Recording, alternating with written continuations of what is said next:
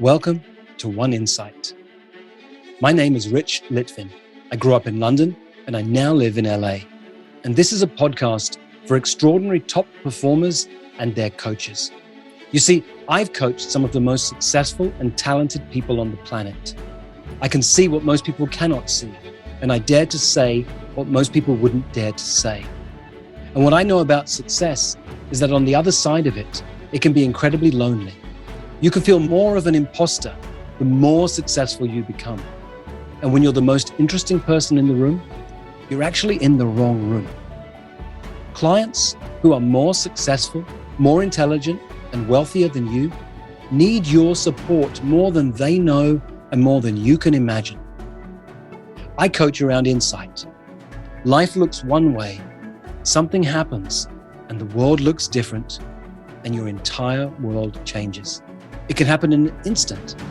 And this podcast is called One Insight because a single insight can change everything. You're about to see me coach James. James has recently become a member of 4PC, my community of very high-performing leaders and coaches. And in this session, what comes out is that life is going really, really well for him.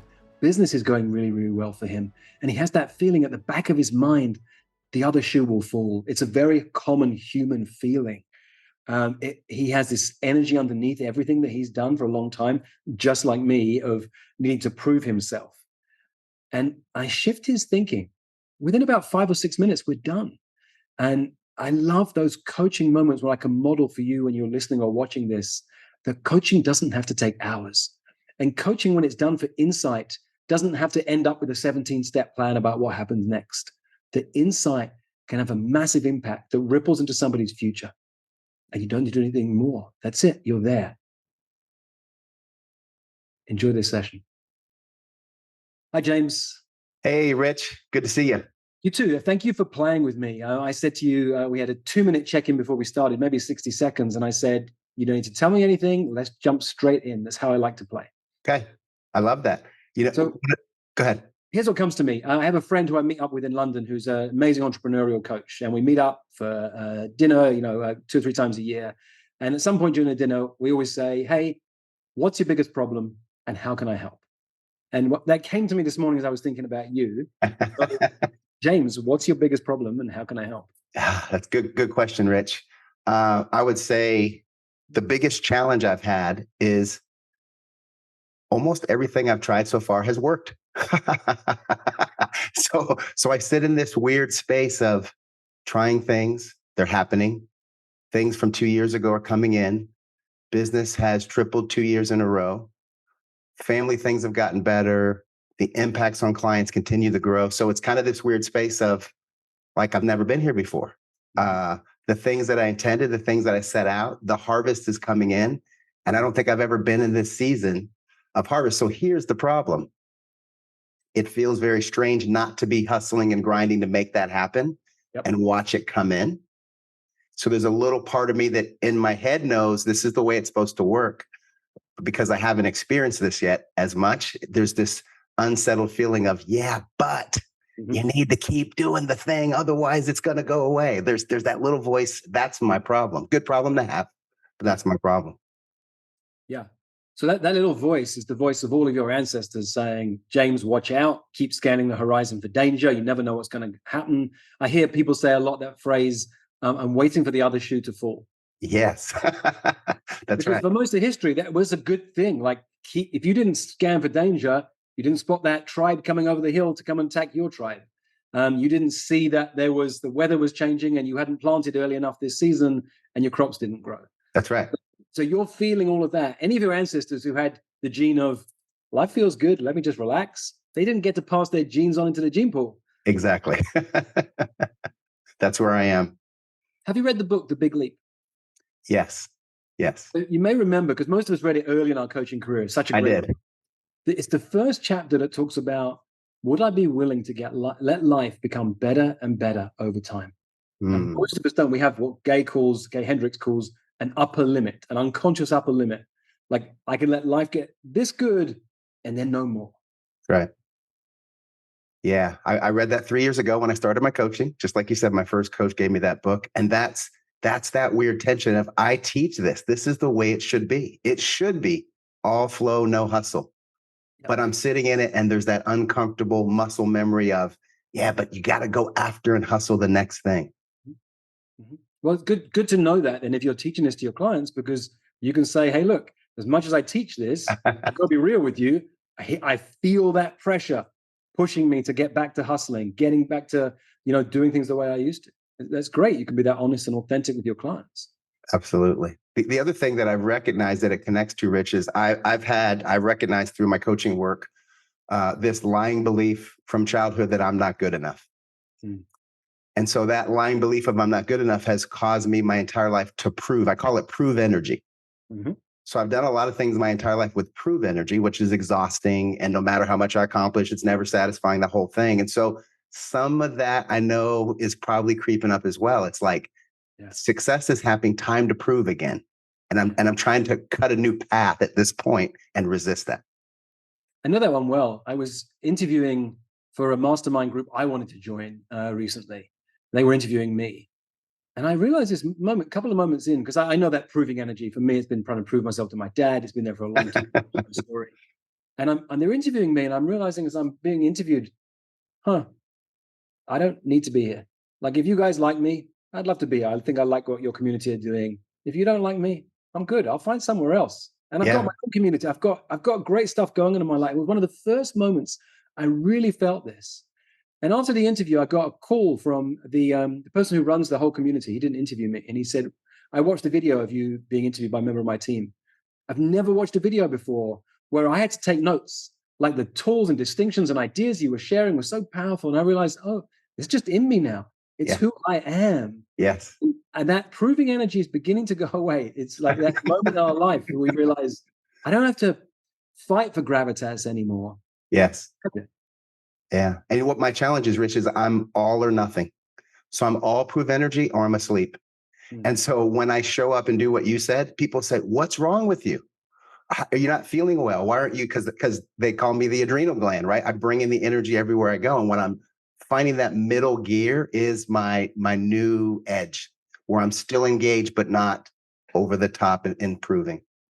So everything we do in 4PC, for those of you listening, James is a new member of 4PC, is about expanding your range. Yes. So what you have is something that many people would admire and want to have, the ability to walk into a room, bring everybody's energy up, energize people, motivate them, inspire them, have them do things they thought they couldn't do. That's a great energy. It's needed at times. You have the capacity, however, to turn it up and turn it down. Yes. And what will be the shift for you is to realize, just because they want it from me doesn't have to mean I bring it. That's right.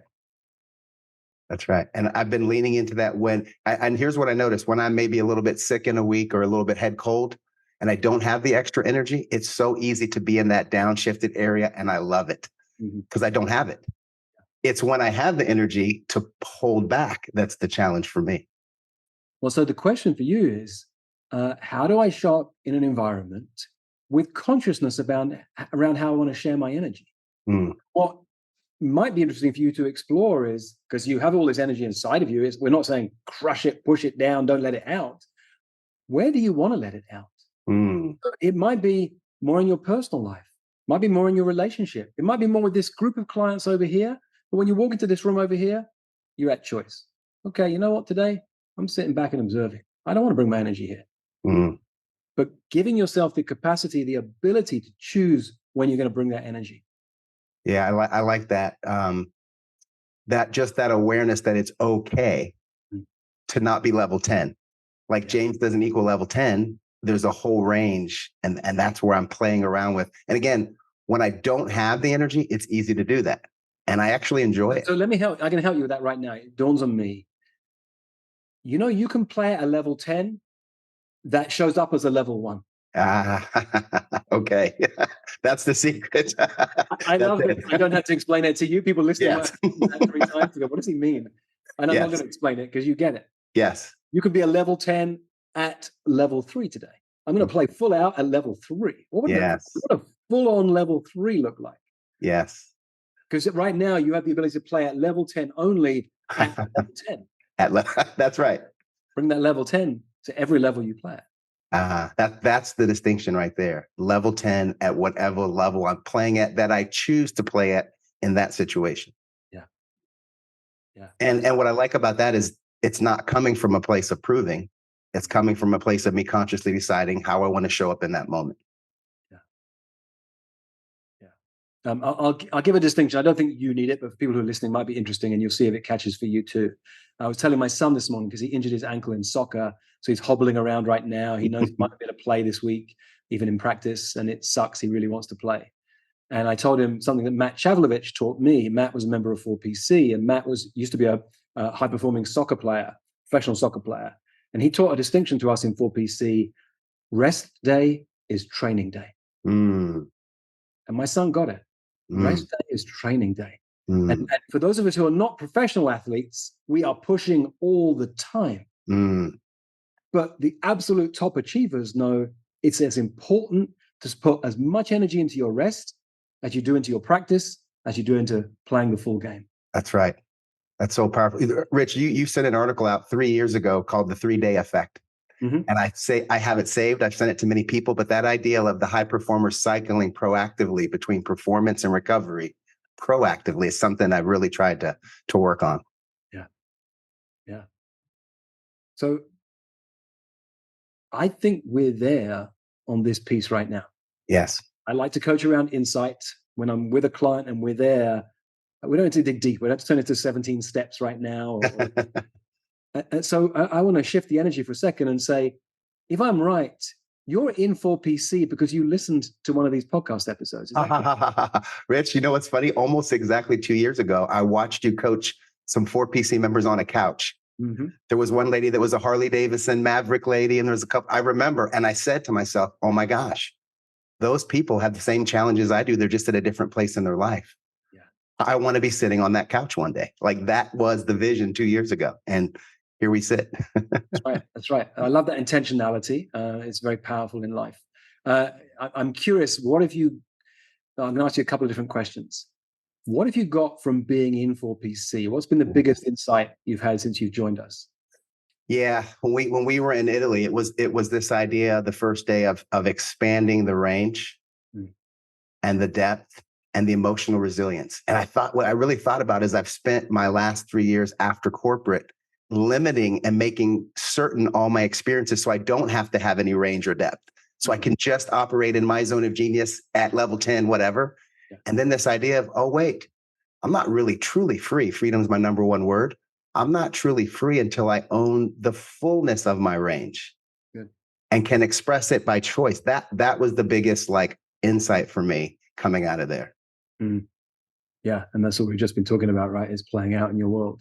Playing it. And the two actions that I've taken since August have been, number one, to speak my truth, speak my mind in every situation, clients, my wife, my kids, and ask for what I want. Like those are the two things. And I don't apologize for them.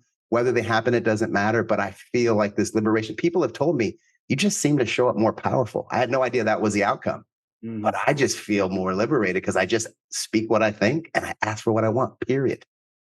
It sounds so simple, and it's actually one of the toughest things that any human ever has to do, because it is. As a little child, your ability to ask for what you want is crushed constantly. And with both parents, so there's that moment when your kids are asking, can I have this? Can I have this? Can I have this? And at some point you have to say, no, stop. Or they say, why? And it's like, at some point you say, stop. And it impacts the kid. It does. As with a loving parent, lots of us grow up with challenging parents and situations. And so it's our dreams are crushed, and we stop asking for what we want, and we stop dreaming about what we want. And then we learn not to speak our truth, because if we speak our truth, somebody might not like us and we're not safe. So we hold back and we hold back and we hold back. So it's an amazing journey you're on, to speak your truth, to know what you want, and to ask for what you want. And the big distinction I learned is not what I need. Not what I need, because need comes from this needy place. And my belief is I'm perfectly complete, lacking nothing. So it's really what I want, not what I need. That was the other shift. It was always about needs. No, it's about what I want. Don't have to justify it.